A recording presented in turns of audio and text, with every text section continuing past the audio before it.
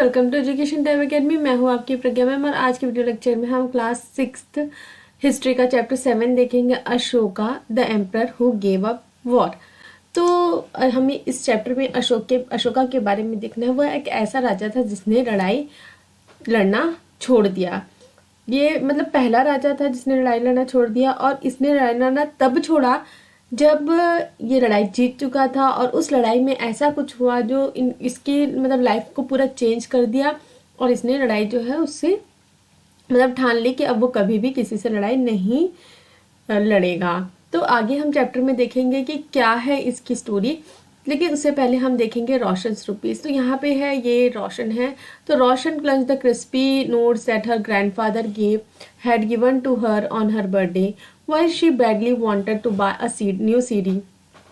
She also wanted to just see and feel the brand new notes. It was then that she noticed that all of them had a smiling face of Gandhiji printed on the right and a tiny set of lions on the left. What were the lions there for, she wondered. तो जो रोशन है उसको उसके दादाजी उसके birthday में क्या देते हैं, नोट्स देते हैं। तो नोट्स को से वो क्या खरीदना चाहती है, सीडी खरीदना चाहती है। लेकिन सीडी खरीदने से पहले तो वो नोट्स को देखती है, तो उसको क्या दिखता है, राइट साइड में जो है वो गांधी जी का प्रिंट है और लेफ्ट साइड में है जो लायंस का प्रिंट है। तो जो लायंस का प्रिंट है यहाँ नीचे दिया हुआ है, इस तरीके का लायन का प्रिंट रहता है नोट्स में। अगर आपने नहीं ध्यान दिया है तो आप अपने मदर या फादर या आपके पॉकेट मनी में है अगर नोट, तो उसमें देखिए कि ये जो इस तरीके का प्रिंट उसमें रहता है। तो ये प्रिंट कहाँ से आया है, क्यों आया है, कब आया है, कैसे आया, किसने बनवाया, ये हमें इस चैप्टर में देखना है। तो अ वेरी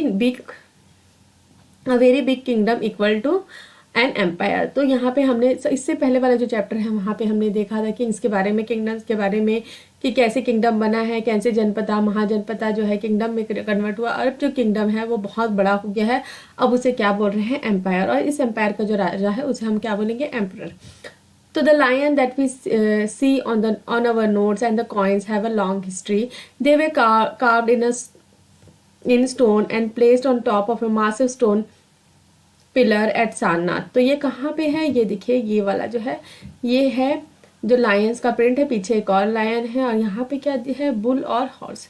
ठीक है, यहाँ पे ये जो है ये किसने बनवाया है, ये अशोक ने बनवाया है। और ये देखिए जो स्ट्रक्चर है, देखिए कितना फाइनली बनाया हुआ है। पिक्चर में उतना नहीं समझ में आता, लेकिन अगर जब भी आप मतलब किसी भी इस तरीके की जगह में जाने का आपको मौका मिले, तो हिस्ट्री में जो पढ़ रहे हैं तो उसके हिसाब से आप मतलब थोड़ा सा अपने दिमाग को उस तरीके से चलाया करिए और देखा करिए कि कितना सुंदर जो है, जो पत्थरों में नक्काशी की गई है और कितना सुंदर किया गया है। तो ये जो है ये एक ही स्टोन से बना हुआ है, और ये स्टोन भी बहुत बड़ा है। इसमें नहीं दिया हुआ है, लेकिन मैंने पढ़ा था कि 50 टन का जो स्टोन है उससे सिंगल स्टोन से इसको बनाया गया है। तो Ashok was one of the greatest ruler known to history, and on his instruction, inscriptions were inscribed on pillars as well as on rock surface. Before we find out what was written in this inscription, let us see why this kingdom was called an empire. तो अशोक जो है बहुत बड़ा राजा था, मतलब बहुत ही greatest, मतलब great का ग्रेटेस्ट, ओके, ग्रेटेस्ट रूलर था अपने टाइम में। और उसने क्या किया था, एक नई चीज़ करना स्टार्ट किया था। जो उसके इंस्ट्रक्शंस है, जो उसके एडिक्ट्स हैं, उसको क्या किया था, उसने इंस्क्राइब किया था। इंस्क्रिप्शंस मतलब इंस्क्राइब करना मतलब जो पत्थर वगैरह है उसमें खरोच के लिखना। ठीक है, जैसे हम कॉपीज वगैरह में लिखते हैं तो हम राइटिंग कर रहे हैं, लेकिन अगर आप मिट्टी में लिख रहे हैं या रेत में लिख रहे हैं तो आपको क्या करना पड़ेगा, गड़ा के लिखना पड़ेगा।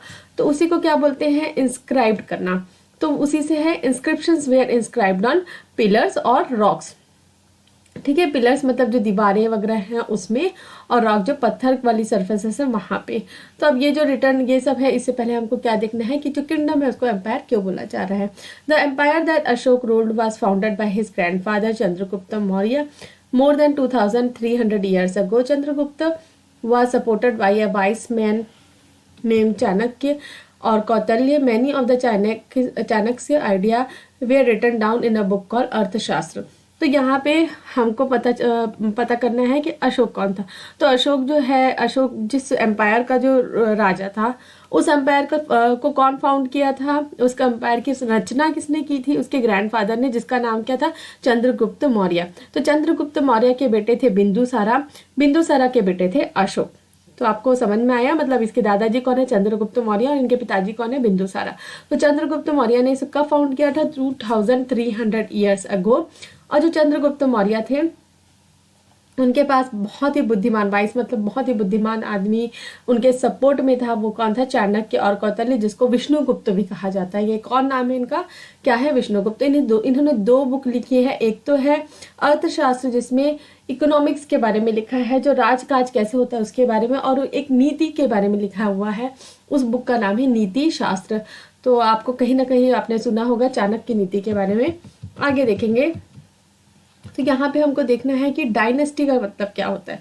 When members of same family become rulers one after another, families often called as a dynasty. The Mauryas were a dynasty with three important rulers, Chandragupta, his son Bindusara and Bindusara son Ashok. तो जैसे कि मैंने बताया कि ये तीनों चीज़ तो मैंने आपको बता दी। तो डायनेस्टी किसे कहा जाता है, when members of same family, एक ही जो फैमिली है उसके मेंबर लगातार जो रूल करते आ रहे हैं तो उनको क्या बोलते हैं, डायनेस्टी।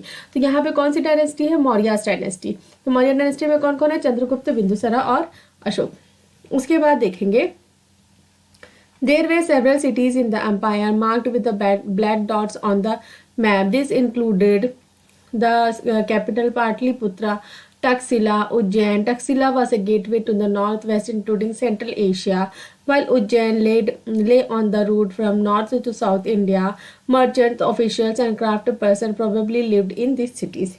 तो यहाँ पे है मैप में हमको देखना है, बहुत सारी सिटीज़ दी है। तो मौर्यन एम्पायर कहाँ से कहाँ, showing principal cities and some of the places where inscriptions were found. तो इंस्क्रिप्शंस वाले जो है वो रेड डॉट में है और सिटीज़ जो है ब्लैक। तो हम देखते हैं, देखिए तक्षशिला कहाँ, इंडिया के बाहर है। तो ये कौन सा एरिया हो गया आपका, थोड़ा सा पाकिस्तान वाला एरिया हो गया। उसके बाद उज्जैन है, उज्जैन एमपी में अभी भी है। उसके बाद ये देखिए सारनाथ, पाटलिपुत्र, कौशाम्बी, ये सारे जो एरिया हैं वो किसके अंडर थे, कलिंग। तो यहाँ पे जो ब्लैक डॉट में है वो इंपॉर्टेंट सिटी इंस्क्रिप्शंस। ठीक है, आपको मैप पढ़ना आता होगा, मैप हम छोटे क्लासेस से पढ़ते आ रहे हैं। तो ये मैप है इंडिया का और इंडेक्स में दिया हुआ है रेड डॉट, यहाँ पे जो रेड डॉट है, और ब्लैक जो है इंपॉर्टेंट सिटीज़। यहाँ पे काफ़ी सारे जो जगह हैं जहाँ पे इंस्क्रिप्शंस वगैरह मिले हैं। तो सिटीज़ के नाम देख लिया। तो देखेंगे टक्सिला, जो है सिटीज़ का जो इंपॉर्टेंस है उसको देखना है। पाटलिपुत्र जो है वो तो इनका कैपिटल था। टक्सिला जो है वो गेटवे था नॉर्थ वेस्ट। ओके, यहाँ पे हमने देखा ये कहाँ पे है, नॉर्थ वेस्ट। तो वो गेटवे था नॉर्थ वेस्ट, मतलब नॉर्थ वेस्ट जो एरिया है उसको यहाँ पे से टक्सिला जो एरिया है, टक्सिला जो सिटी है वहाँ से उसको कंट्रोल किया जाता था, इंक्लूडिंग सेंट्रल एशिया। जो सेंट्रल एशिया है वहाँ से भी। और उज्जैन जो है वो क्या है, रूट है north to south. North to south किसी को जाना है तो उसको भी उज्जैन जो है वहाँ पे का क्या होता है, एक पैसेज होता था जहाँ से कंट्रोल किया जाता था कि नॉर्थ में और साउथ में जाना है। तो मर्चेंट्स, ऑफिशियल और क्राफ्ट पर्सन जो है ये क्या रहते थे, सिटीज़ में रहते थे। यहाँ पे कुछ दिया हुआ है उसको भी देख लेते थे। Places where inscriptions of Ashok have been found are marked with red dots. These are included within the empire. The name the Ashok, ये सब नहीं देखना है अपने को। The places where the inscription यहाँ पे रेड डॉट में दिया हुआ उसी को बताया गया। In other areas, there were villages of farmers and herders. In some areas, such as central India, there were forests where people gathered forest produced and hunted animals for food. People in different parts of the empire spoke different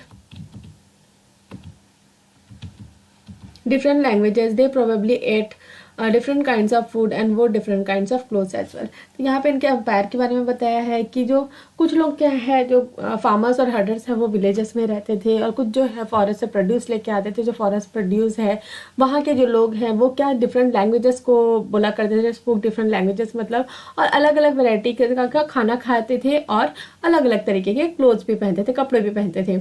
how are empire different from kingdoms, यहाँ पे हमको difference देखना है empire और kingdom के बारे में।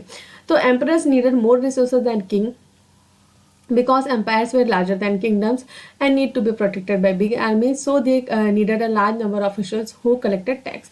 तो emperors जो हैं उनको क्या चाहिए था, एक बड़े एम्पायर के वो राजा हैं तो उनको क्या चाहिए था, बिग आर्मीज चाहिए थे अपने आप को प्रोटेक्ट करने के लिए, और बहुत सारे ऑफिशियल्स चाहिए थे, ऑफिसर्स चाहिए थे, मैन पावर चाहिए था टैक्सेस कलेक्ट करने के लिए। बड़ा एम्पायर है तो उसके लिए पैसे भी ज़्यादा चाहिए, उसको मेंटेनेंस करने के लिए, आर्मी से प्रोटेक्ट करने के लिए। कुछ चीज़ें हम पहले भी देख चुके हैं। उसके बाद रूलिंग द एम्पायर जो है, जो इतना बड़ा एम्पायर है उसको कैसे रूल किया जाता था।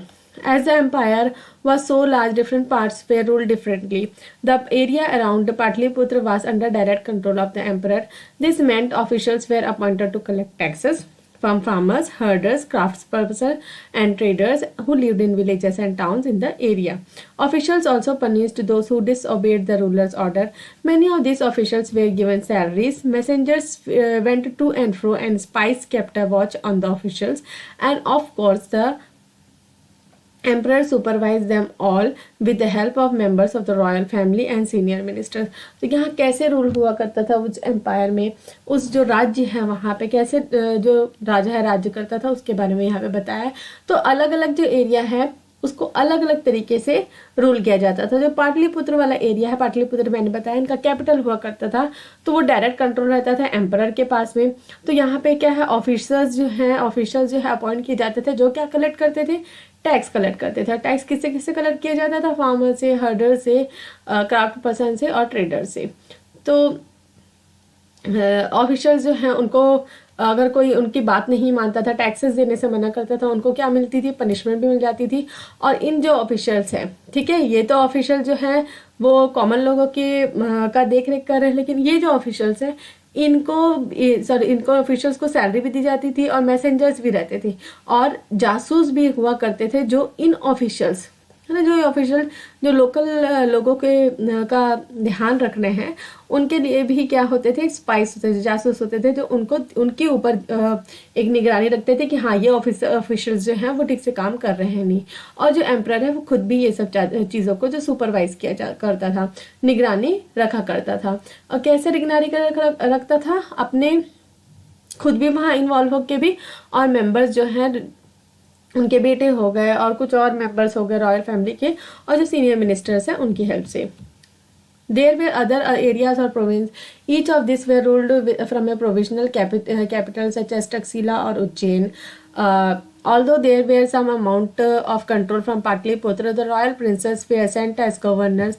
Local customs and rules were probably followed. तो यहाँ पे पाटलिपुत्र का बारे में बात हो गया। अब जो टक्सीला और उज्जैन वाला जो एरिया है उसको भी मतलब जो मेजर ऑफिशियल्स हैं वो वहाँ जाके, जो गवर्नर्स वगैरह जो अपॉइंट करके किंग देता था वो वहाँ पे जाके जो है उस एरिया को कंट्रोल करते थे। तो यहाँ पे गवर्नर कौन हो सकता था, जो प्रिंसेस है वो भी गवर्नर हो सकते थे। लोकल कस्टम्स और रूल्स जो है वहाँ पे फॉलो हुआ करते थे। उसके बाद देखेंगे, beside there were vast area between these centers, there here the Mauryans try to control roads and rivers which were important for transport and to collect whatever resources were available as tax and tribute. For example, the Arthashastra tells us that northwest was important for blanket, South India was for gold and precious stone. It is possible that these resources were collected as tribute. तो यहाँ पे जब बताया जा रहा है कि इतना बड़ा एरिया को कंट्रोल करने के लिए मतलब बहुत ही मुश्किल भी होती थी, तो मौर्यस जो है कंट्रोल करना चाहते थे रोड्स को और रिवर्स को। मोस्टली जो है फोकस इसमें करते थे कि रोड्स और रिवर्स को कंट्रोल करके रखा जाए, क्योंकि ये क्या थे, इंपॉर्टेंट मीन्स ऑफ ट्रांसपोर्ट। और यहाँ से क्या है, जो भी रिसोर्सेज जो हैं उसको टैक्स और ट्रिब्यूट के रूप में हम हासिल कर सके। तो जैसे कि एग्जाम्पल दिया है, अर्थशास्त्र में बताया गया नॉर्थ से वेस्ट, ठीक है, नॉर्थ वेस्ट जो पार्ट है वो किसके लिए इंपॉर्टेंट था, ब्लैंकेट्स के लिए। साउथ इंडिया किसके लिए इंपॉर्टेंट था, गोल्ड और प्रेशियस स्टोन्स के लिए। तो this resources they collected as tribute, है ना। अगर किसी को जैसे आप मान लीजिए जैसे नॉर्थ साइड से, ठीक है, ब्लैंकेट लेके किसी को साउथ जाना है, तो रास्ते में उसको क्या देना पड़ेगा, टैक्स देना पड़ेगा। तो टैक्स किस फॉर्म देगा, वो कुछ अपने ब्लैंकेट दे देगा टैक्स के फॉर्म में, या अगर साउथ से कोई अदर एरिया में जा रहा है तो उसे क्या देना पड़ेगा, टैक्स के ट्रिब्यूट के फॉर्म में gold.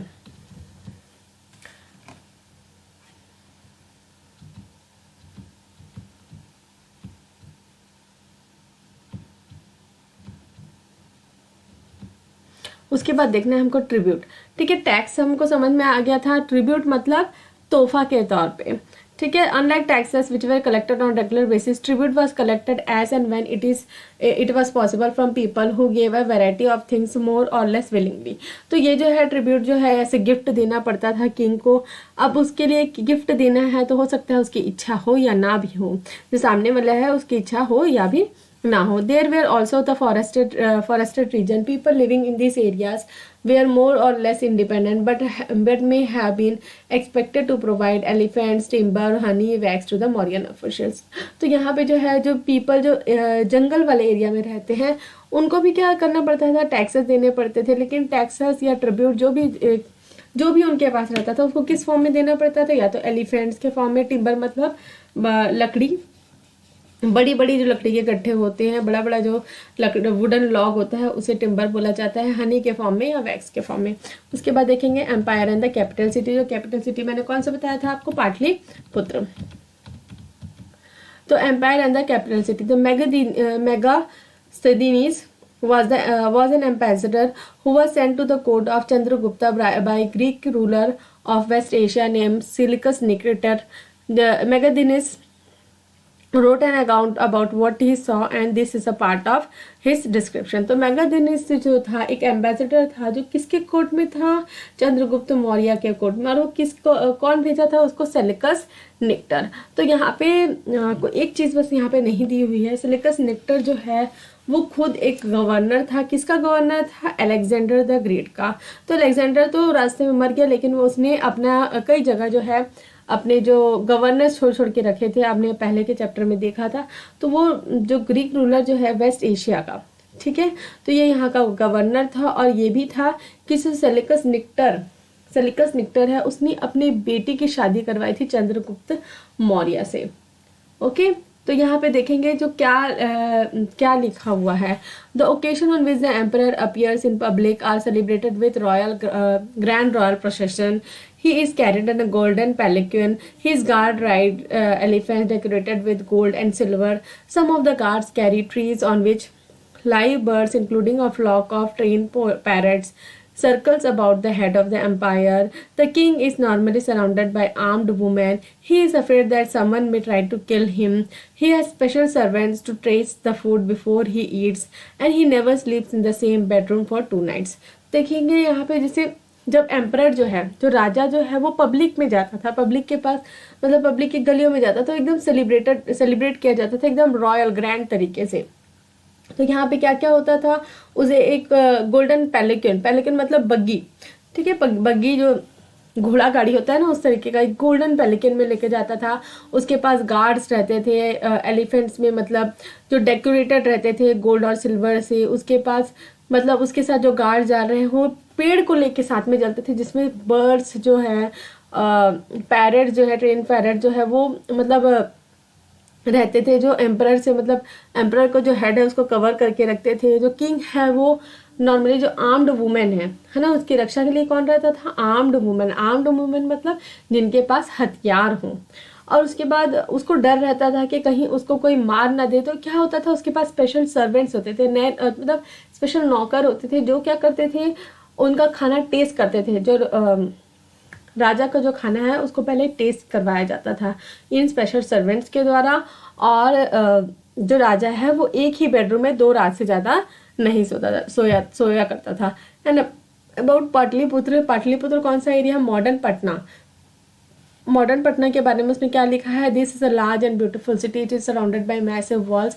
It has 570 towers and 64 gates. The houses of 2 and 3 stories are built of wood and mud brick. The king's palace is also of wood and decorated with stone carvings.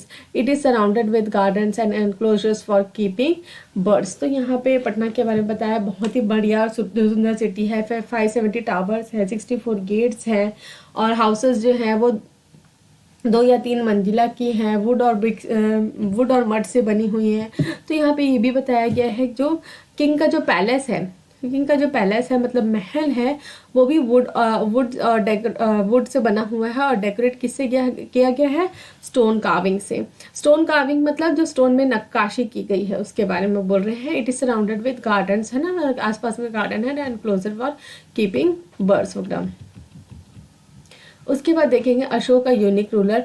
The most famous Mauryan ruler was Ashok. He was the first ruler who tried to take his message to the people through inscription. Most of the Ashok's inscriptions were in Prakrit and were written in Brahmi script. तो यहाँ पे हमने पहले भी देखा कि Mauryan ruler में सबसे इम्पोर्टेंट जो है अशोक है। उसने क्या स्टार्ट किया है, अपने जो मैसेजेस है, अपना जो इंस्ट्रक्शंस है, उसको उसने क्या किया, इंस्क्राइब करवा दिया स्टोन्स और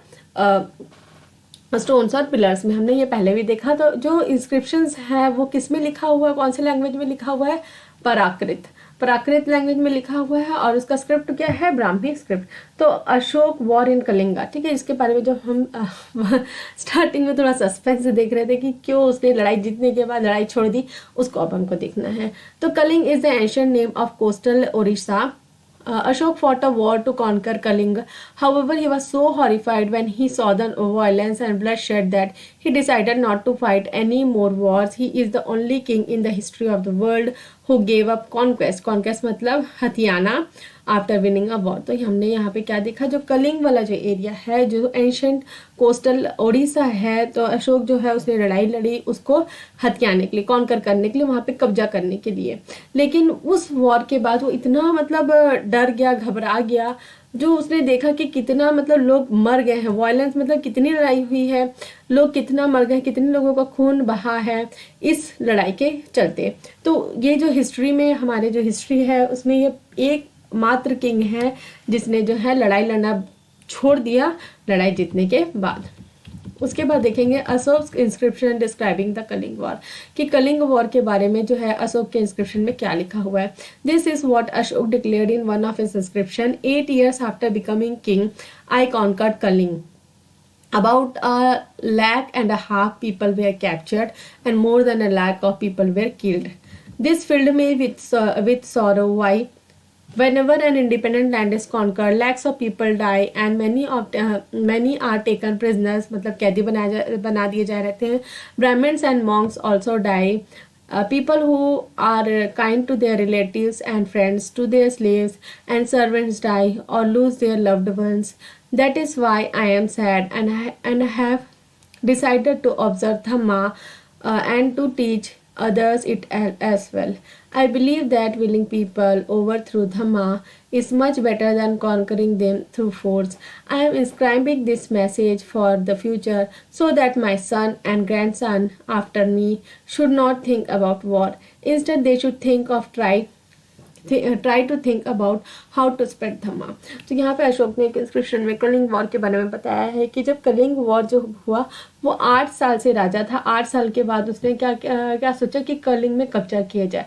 लेकिन कलिंग में कब्जा करते करते उसने क्या देखा कि 1 लाख 1.5 जो लाख पीपल जो है उन्हें क्या बंदी बनाया गया और 1 लाख जो है वो क्या मारे गए.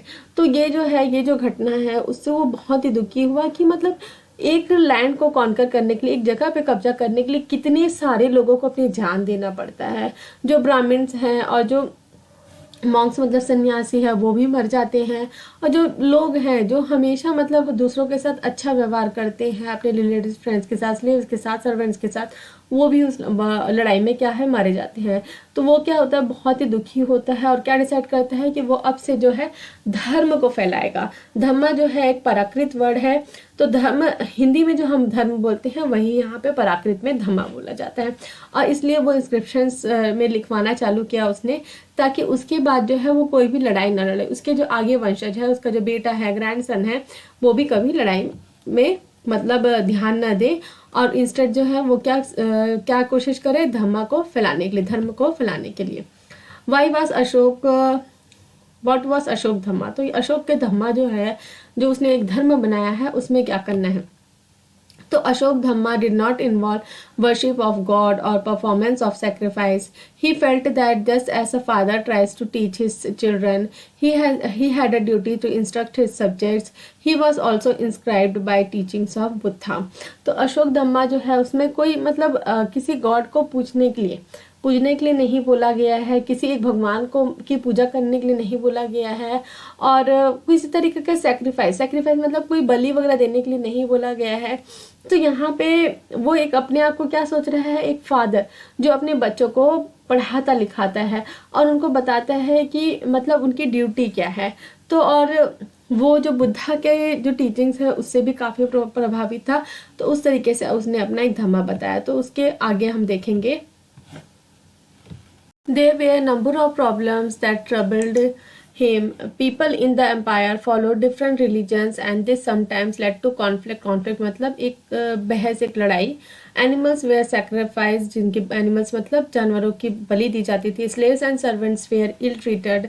Besides, there were quarrels in the family and amongst neighbors.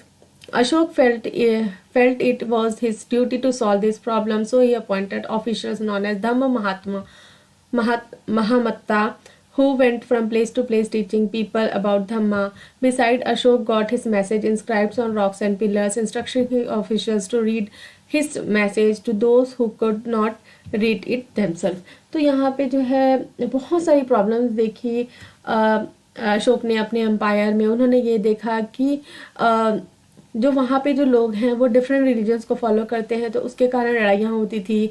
Animals जो हैं उनकी बलि दी जाती थी। स्लेव्स और सर्वेंट्स हैं उनके साथ बुरा व्यवहार किया जाता था।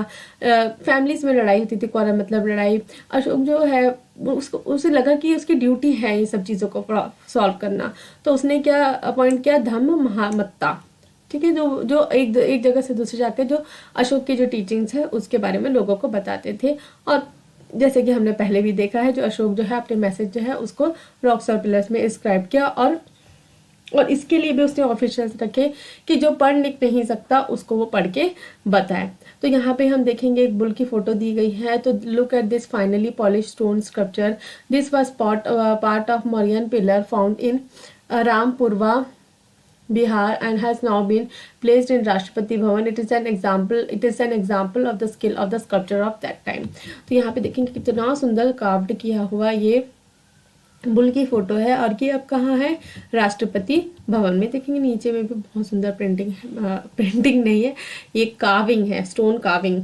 The Ashok also send messengers to spread ideas about dhamma to other land such as Syria, Egypt, Greece and Sri Lanka.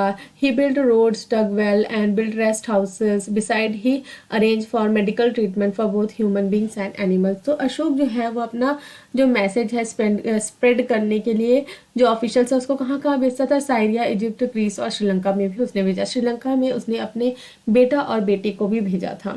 तो उसके बाद उसने अच्छे काम भी करे। उसने रोड्स बनवाए, कुएं खुदवाए, रेस्ट हाउसेस बनवा के रखे और मेडिकल ट्रीटमेंट भी करवाया की फैसिलिटी भी दी, किसको, ह्यूमन बींग्स और एनिमल दोनों के लिए। तो Ashok message to his subjects जो है इसको देखना है। People perform a variety of rituals when they fall in, when their children get married, when children are born और when they go on a journey. This rituals are not useful if instead people observe other practices, this would be more fruitful. What are these other practices? These are being gentle with slaves and servants, respecting one's elder, treating all creatures with compassion, giving gifts to Brahmins and monks. It is wrong praise to praise one's own religion or criticize others. Each one should respect the other's religion. If one praises one's own religion while criticizing another's, one is actually doing greater harm to one's own religion. Therefore, one should try to maintain ideas of another religion and respect it. तो यहाँ पे जो है अशोक चाहते हैं कि सब अच्छे से रहें, मतलब सब जेंटल रहें, स्लेव्स और सर्वेंट्स को अच्छे से, अपने बड़ों का रेस्पेक्ट करें, जो अदर क्रिएचर्स हैं उनको उनके साथ अच्छा ट्रीटमेंट दे, गिफ्ट्स दे ब्राह्मण्स और मॉन्क्स में। और सबसे बड़ी बात, जो दूसरे का जो रिलीजन है, कि दूसरों का जो समाज है उसको क्या क्रिटिसाइज ना करे, उसकी भी रेस्पेक्ट करे। अगर कोई दूसरा जो है दूसरे की रिलीजन को क्रिटिसाइज करता है तो एक्चुअली जो अपना जो रिलीजन है उसको हानि पहुंचा रहा है। तो ये जो है पंडित जवाहरलाल नेहरू जो फर्स्ट प्रेसिडेंट थे उन्होंने भी लिखा है कि हिज एडिक्ट्स, मतलब अशोक के जो एडिक्ट्स है वो अभी भी अपनी कहानी बता रहे हैं कि हमें बहुत कुछ उससे पढ़ने के लिए मिल रहा है। पढ़ने और सीखने के लिए मिल रहा है। तो यहाँ पे स्क्रिप्ट दिया गया है, तो ये ब्राह्मी स्क्रिप्ट है, ये देवनागरी स्क्रिप्ट है, ये आ लिखा हुआ है, ये बंगाली है, ये मलयालम है और तमिल है। The Brahmi script the most modern Indian script are developed from Brahmi script. तो ब्राह्मी स्क्रिप्ट है, उससे ही सारे स्क्रिप्ट जो बने हुए हैं। उसके बाद हमको एल्सेवियर देखना है कि जब somewhat before the time of Mauryan empire about 2400 years ago, तो मौर्यन एम्पायर कब फाउंडेड हुआ है 2300 ईयर्स अगो, और ये 2400 ईयर्स मतलब 100 साल पहले की बात है, जो emperors in China began building the great wall. ठीक है, ये जो ग्रेट वॉल यहाँ पे दिख रहा है आपको पिक्चर में, it was meant to protect the north frontier of the empire from pastoral people. Addition to the walls were made over a period of 2000 years because the frontiers of the empire kept shifting. Frontiers मतलब दुश्मन. The wall is about 6,400 kilometer long and is made up of stone and brick with a road along the top. Several thousand people worked to build the wall. There are also watchtowers all along at a distance of about 100 to 200 metre. तो यहाँ पे ये बहुत ही लंबा wall, तो कितना लंबा है 6,400 किलोमीटर। तो ये जो है इसके ऊपर से एक पाथवे भी है जिससे हम पैदल चल सकते हैं, और हर जो 100 से 200 किलोमीटर में क्या बना हुआ है, वॉच टावर भी बना हुआ है। तो ये बनते बनते बनते बनते कितना लंबा बना 6,400 ईयर्स। तो ये एक लौता मैन मेड स्ट्रक्चर है जो ऊपर स्पेस से भी दिखता है। अगर आपको नहीं पता है, ये एक जनरल नॉलेज है कि एक एकलौता स्ट्रक्चर है जो ऊपर स्पेस से भी आपको दिखेगा। तो ये चैप्टर लगभग खत्म हो गया है। तो यहाँ पे क्वेश्चन आंसर्स दिए हुए हैं। हाँ ठीक है, हमने जो कीवर्ड्स पढ़े हैं उसको देखना है। हमने एम्पायर देखा, कैपिटल देखा, प्रोविंस देखा, धम्मा क्या होता है उसको देखा, एक मैसेंजर क्या होता है और एक ऑफिशियल क्या होता है, सारी चीज़ें हमने देख ली। उसके बाद डेट्स, जब इंपॉर्टेंट डे दिखा है, बिगनिंग ऑफ मौर्यन एम्पायर क्या है, मोर देन 2300 ईयर्स अगो। तो यहाँ पे लास्ट में जो है ये मैप वगैरह दिया हुआ है, ये आप देख सकते हैं। मैप में ये रूट्स वगैरह दिए हुए हैं, ये इंडिया का मैप है, यहाँ पे भी रूट्स वगैरह दिए हुए हैं, कौन से रूट्स में कौन कहाँ से जा रहा है उसके बारे में दिया हुआ है। अब उसके बाद लुकिंग अहेड देखना है हमको, द मौर्यन एयर। इसके लुकिंग अहेड में थोड़ा सा आगे देखना है। तो मौर्यन एम्पायर कोलाप्स मतलब खत्म हो गया about 2200 years ago in that place, और and elsewhere rose several other kingdoms. तो ये जो एम्पायर है वो खत्म हो गया और इसके जगह नए किंगडम्स आने लगे। तो in the north west, in the part of north India, kings known as Indo Greeks ruled about 100 years. They were followed by central Asian people known as Shaka. तो यहाँ पे जो है नॉर्थ इंडिया में कौन रूल करने लग गया, नॉर्थ इंडिया जो है for about 100 years Indo Greeks. उसके बाद कौन आया, central Asian people known as Shaka, who set up kingdoms in the north west, north and western India. Some of this kingdom lasted for 500 years. तो 500 years, next जो 500 years उसके लिए उस समय कौन रूल किया, तो शाखास। ठीक है, till the Shakas were defeated by Gupta kings. जब तक गुप्ता किंग्स ने शाखास को डिफीट नहीं किया। गुप्ता किंग्स के बारे में हम चैप्टर 10 में देखना है। The Shakas in turn were followed by Kushanas. तो शाखास के बाद कौन है, खुशानास, about 2000 years ago. You will learn more about this Kushanas in chapter 9. तो हमने देखा मौर्यन एम्पायर खत्म हुआ। मौर्यन एम्पायर के बाद कौन है, इंडो ग्रीक्स के बाद शाखा के बाद खुशाना के बाद क्या, सॉरी शाखास के बाद गुप्ता के बाद क्या आया, खुशानास। In the north and in the part of central area, a general of Mauryans named Pushyamitra Shunga set up a kingdom. The Shungas were followed by another dynasty known as Kanvas and by the rulers from other families till the establishment of Gupta Empire about 1700 years ago. तो उसके बाद जो north और central Asia वाला part है, वहाँ पे जो मौर्यन एम्पायर का एक जनरल है पुष्यमित्र शुंगा, उसने अपना एक और डायनेस्टी बनाया, एक और किंगडम बनाया, क्या, शुंगा डायनेस्टी। सो शुंगा डायनेस्टी के बाद अनदर डायनेस्टी आया, कौन सा डायनेस्टी आया, कानवास। तो कानवास जो है वो अपने रूलर्स, जब तक गुप्ता एम्पायर जो अपना वहाँ पे रूल एस्टेब्लिश नहीं किए तब तक 1700 ईयर्स अगो तक वहाँ पे रहे। तो शाखास हुए ruled over the parts of western India for several battles with Satavahanas, who ruled over the western and central parts of central India.